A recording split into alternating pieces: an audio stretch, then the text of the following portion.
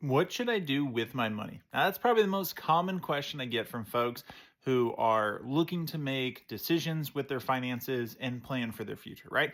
They essentially want a starting point, and oftentimes they want a general rule of thumb to follow, right? They want a one size fits all guide on how to approach their situation and to put themselves in the best spot possible. But I hate to break it to you, that's the hard part. I think is actually the fun part of personal finance.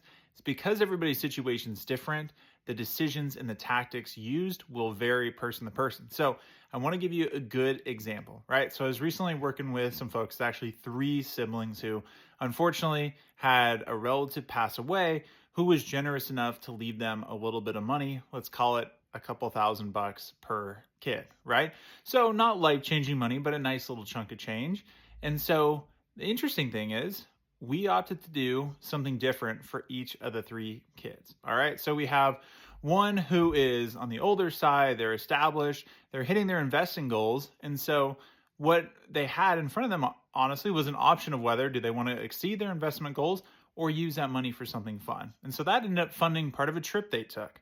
The middle kid is working, but covering bills, isn't super well established yet. So that actually ended up being the remainder of their funding for their Roth IRA for the year. So it helped them close that investment gap. And then the youngest is still at home, kind of like making that next step in life, trying to establish themselves, but they haven't been working, they don't have a lot saved up. So what we opted to do for them was to put that money into a high yield savings account. So that way they had some cash set aside for a security deposit, for moving expenses when they get out on their own.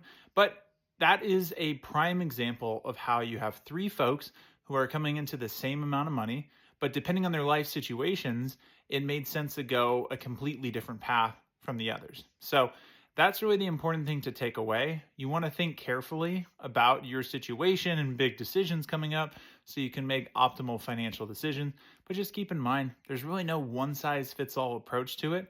Plus, you're going to have your own values with money and the things you want out of life. So it's important to make sure you take that into account as you're making decisions. So get yourself some slack. Be thoughtful about what you do with your money. If this was helpful, give a like and follow for more.